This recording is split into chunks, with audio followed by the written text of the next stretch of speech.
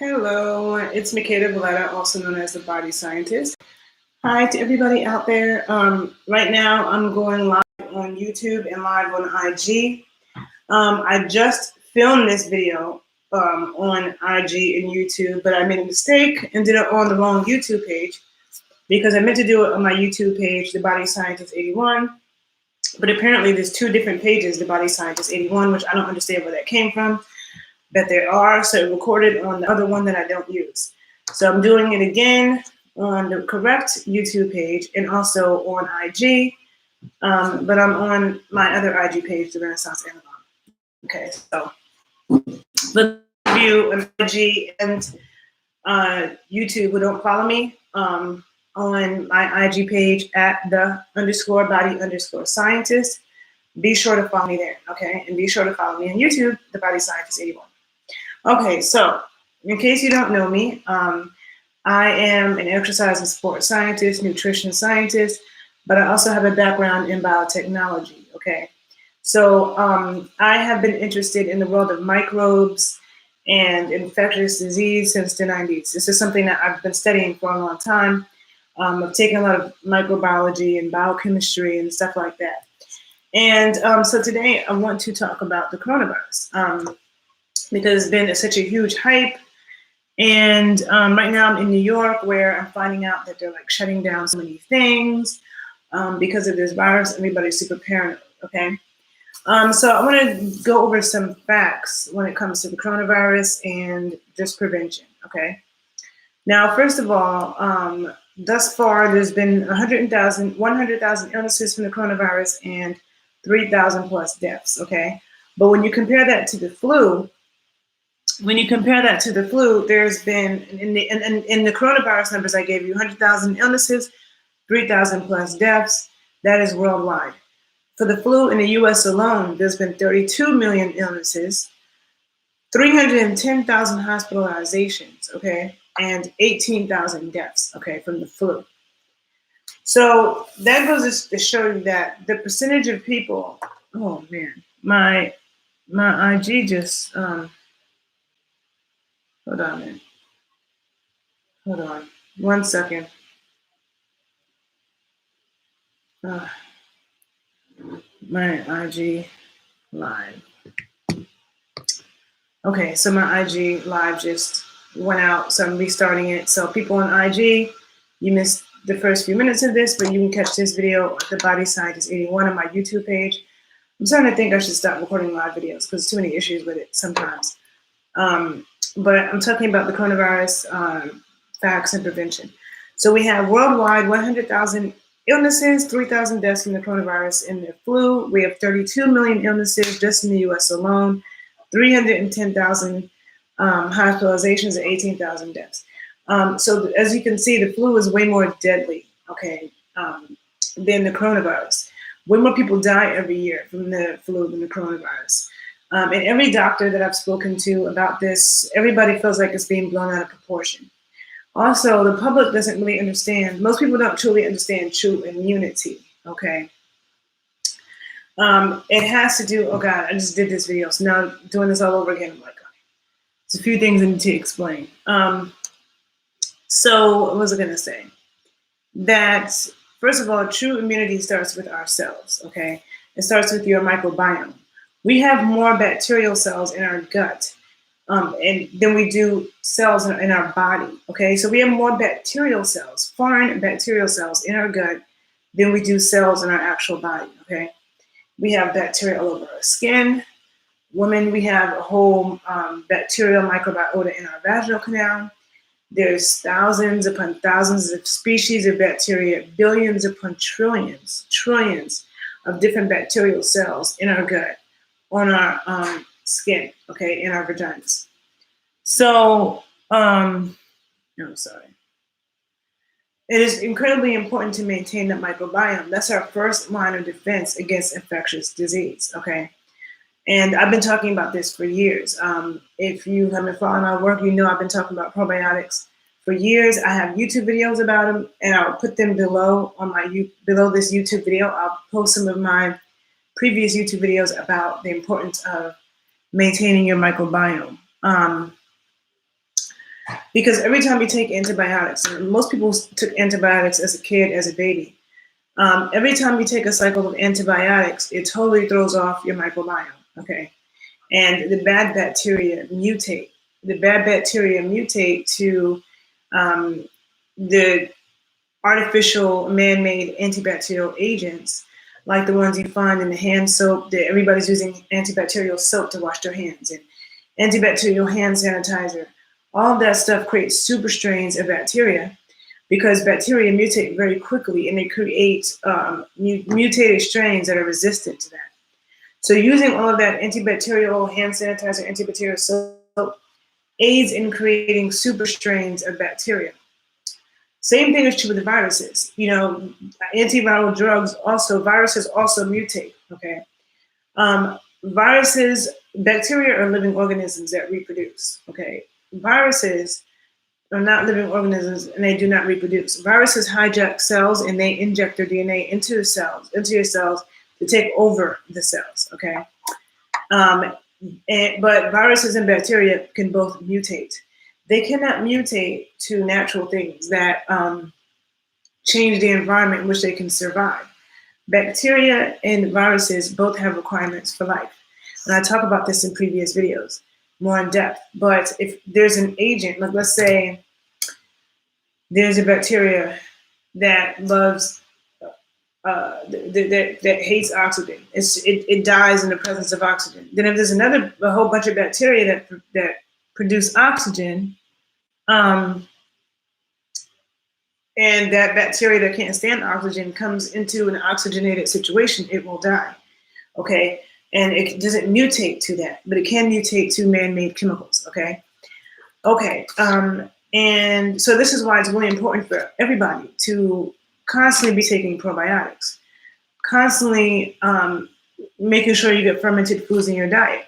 Every traditional culture had fermented foods, whether it be fermented dairy products like sour cream, buttermilk, yogurts, cheeses, or whether it be fermented vegetables like Mexican cortado or American sauerkraut, which traditionally fermented. I think Haitian pickles is fermented. Then you have kimchi, which is Korean. Every culture had a fermented food. And this introduces good bacteria to your gut, which is super important. That's your first line of defense against infectious disease. We can get exposed to infectious disease at any moment from any source, okay? You can get exposed to infectious disease from the air you breathe, the water you drink, the food you eat, somebody coughing in your face, somebody touching you. We're not gonna find out that there's an outbreak of, whenever there's an outbreak of E. coli in spinach, we don't hear about it until somebody dies. Cold people die, and then they say, oh, there was a contamination of E. coli in the spinach. Now we're having a, now they want to call things back. So the thing is that you have to build up your own microbiome and immunity to things, because you never know when you could be exposed to infectious disease, okay? Using, and in the situation of the coronavirus, and people are using antibacterial soaps and sanitizers. Hold on a minute. Let me, hold on. My phone is dying. Okay, hold on. Give me 1 second. Yeah, so if you're, in order, when you're talking about trying to prevent coronavirus or something, the people who are using, hold on, I'm sorry, I'm trying to fix my phone because it's dying. 1 second, hold on, I'm about to put it this way. Turn it sideways. Because I had to plug it in. Okay. Okay, so sorry, IG. So so antibacterial agents, first of all, kill bacteria. So when you're using like hand sanitizers and antibacterial soap, they're antibacterial. The coronavirus is a virus, okay? It's not bacteria, so it's not going to help you with that anyway. It's just like when doctors give people antibiotics for a virus infection. Like if you're taking antibiotics and you have the flu, it doesn't make sense because the flu is a virus, not bacteria. They're not the same, okay? So using all the antibacterial stuff doesn't make sense, right? And it also will weaken your immune system. Hold on a second. But there are natural antibacterial, antiviral, antimicrobial agents, right?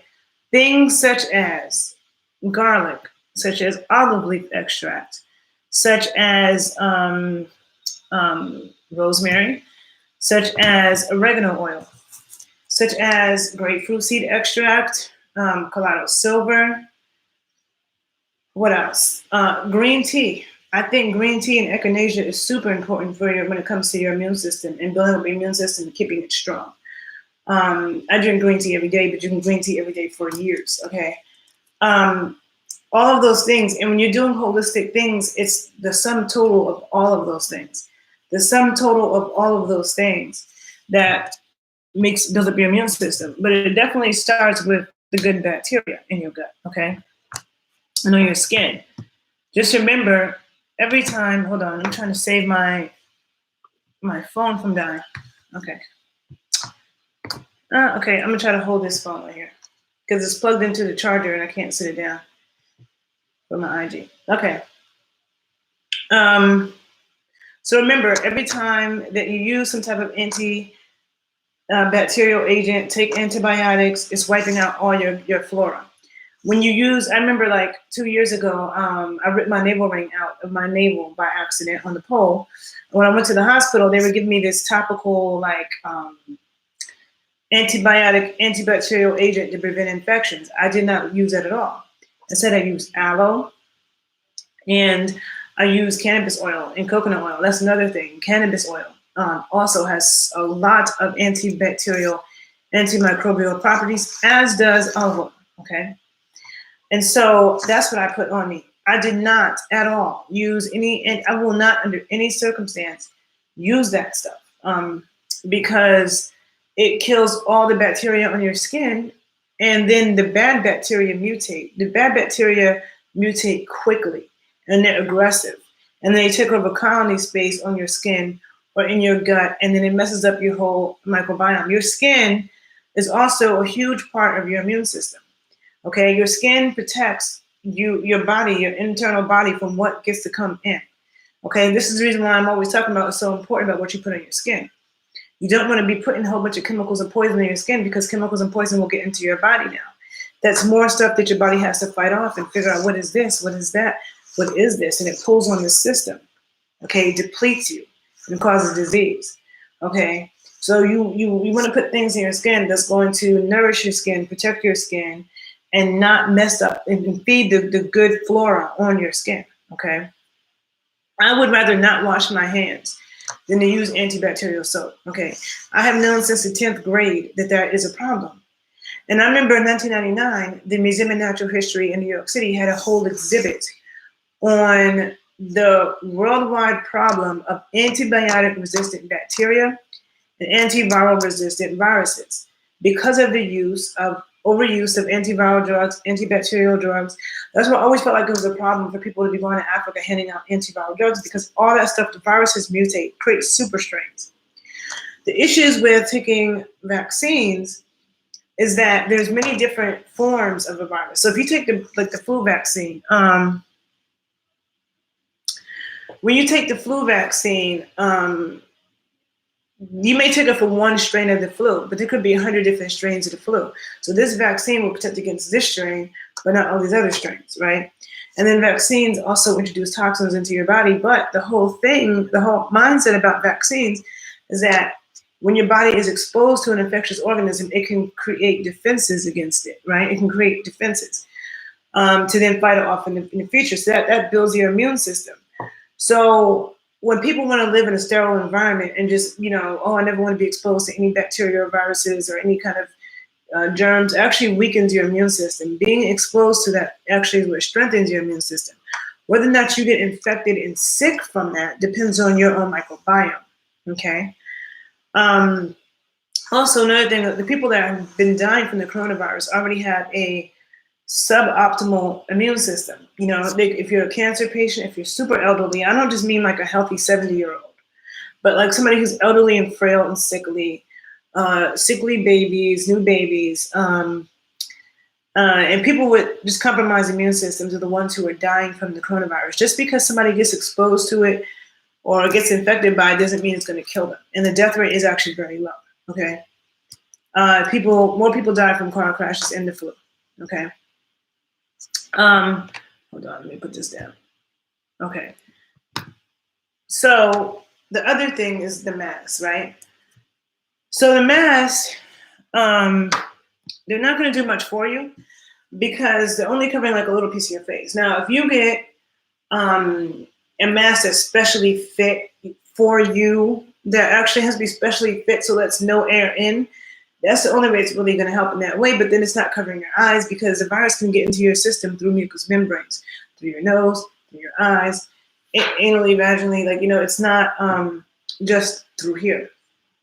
So there's still other entry points.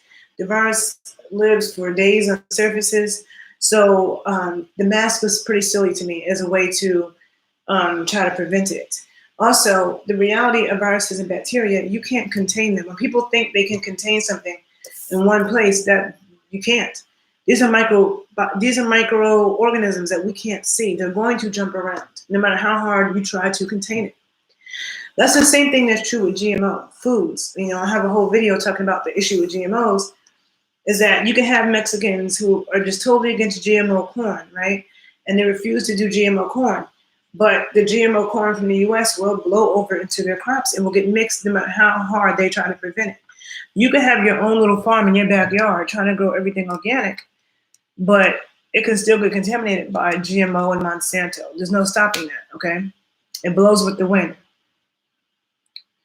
I'm trying to hold on. I'm trying to hold my, okay, so holding this here. Let me see.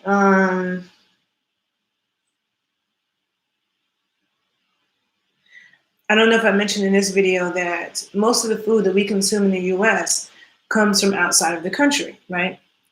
So, and the food is not inspected, despite what you all may think, okay? So we have tons of food coming from other countries that's not inspected. Biological warfare with our food is very easy.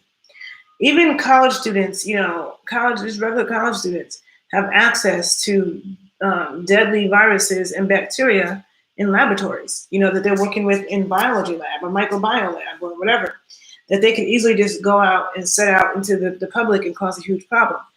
So we're always vulnerable to stuff like that, so this is another reason why it's important for you to build up your microbiome and understand true immunity. And that starts with you and your system. Lots of good bacteria. You need to flood your system with good bacteria. And understand that every course of antibiotics you've ever had, if you've had antibiotics twice in your life, 3 times in your life, 4 times in your life, well, every single time of cycle of antibiotics you've had, it multiplies how much damage you've done, okay? If you weren't born vaginally and you weren't breastfed, you already started off with a depleted microbiome. We inherit our microbiomes from our mothers. So when we come through her vagina, we are inoculated with her bacteria and then through breastfeeding. So some babies who might have been born by C-section, but they're still breastfed, they can still get some of the mother's bacteria. But if you were born C-section and, formula, you're already starting off with a really depleted microbiome. Then you have people who have taken antibiotics in their life and, and then you're using antibacterial hand soap. And trust me, you have intestinal dysbiosis, okay? And a lot of people do. And I have a whole YouTube video on intestinal dysbiosis. Make sure you watch it. I will put it below on my YouTube page.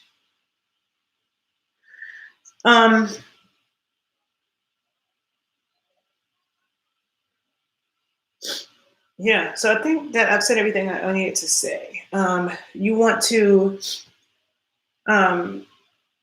always make sure that you have your microbiome up because we never know when we could be exposed to infectious disease. Hold on a second. Oh, my nose is running. And what was I going to say? Lots of good bacteria all the time, fermented foods on a regular basis. I have videos where I talk about that. High doses of probiotics. And what a high dose is depends on the person, but when I say high dose, I mean 100 to 200 to 300 to 400 billion a day. And again, that can vary a little bit depending on what you're dealing with and what you've gone through. And, I do individual consultations with people all the time if you have more questions. But high doses of probiotics, fermented foods, consuming things like oregano oil and olive leaf extract. You can put that in your tea, in your water. Grapefruit seed extract. You can use natural antibacterial and antiviral hand wipes. Stuff they sell at Whole Foods. Stuff that might have stuff like garlic and aloe and grapefruit seed extract and hydrogen peroxide. Those kind of things. And what else? Oh, vitamin D, another important one. We have vitamin D receptors in all the cells in our body, but vitamin D plays a huge role in our immune cells. And it has been shown in numerous studies that when we get really sick, it can shut down vitamin D receptors, okay, and cause issues with that. So disease, one of the ways that diseases try to take over our body is by trying to destroy the vitamin D or shut down the vitamin D receptors. And so we need lots of vitamin D. Vitamin D plays more of an important role than even vitamin C when it comes to your immune system. And most people around the world are vitamin D deficient. Most people are. There are not a lot of food sources of vitamin D, but the main food sources are liver oil. So cod liver oil, this is why I highly recommend that people take cod liver oil, fermented cod liver oil, not fish oil, fermented cod liver oil, because it's very high in vitamin D and vitamin A, which you need in the right balance. Okay. Or you can eat, if you're eating livers, I think like poultry livers, but I think it's more chicken livers. Not chicken, fish, fatty fish, the cream of grass-fed cows, the yolks of pasture chickens, also lard from the farm is a very good source of vitamin D, as is ghee, grass-fed butter and ghee. Also very good sources of vitamin D. There's no plant sources of vitamin D. The other source of vitamin D is from the sun, but that depends on where you live, what time of the day you're outside, how much of your skin you're exposing, how long you're out there. So vitamin D from the sun is a challenge for a lot of people, and I have videos where I talk about that as well. But vitamin D is also critically important. So to keep your immunity up, you have to make sure you keep your vitamin D up. Make sure you keep your good bacteria up. Probiotics. Do not use antibacterial agents on your skin and in your body, okay?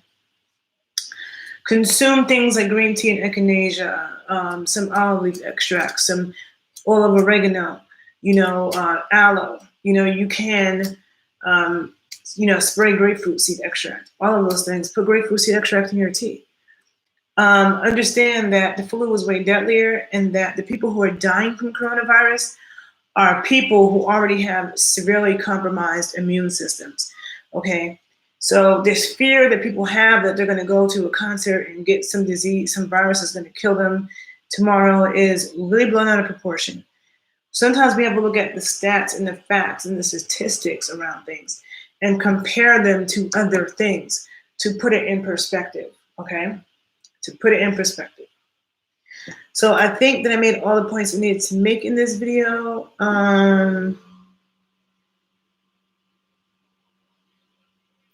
Other thing about viruses and bacteria, like they could tell people to stay home when you're sick, but you can be affected with something and not be sick and be spreading it. So that's why all these things are not surefire. Like, okay, yeah, stay home when you're sick, but there's a lot of people who are not sick who are walking around with viruses and bacteria spreading it. That's why it's critically important for you to do the work to make sure your microbiome is up to par. It's not about like just covering your face and staying away from people and staying in the house for the rest of your life. That's not what true immunity is, okay? People don't understand the reality of the microbiome in the microscopic world, the world of microorganisms, okay? Have to understand these things.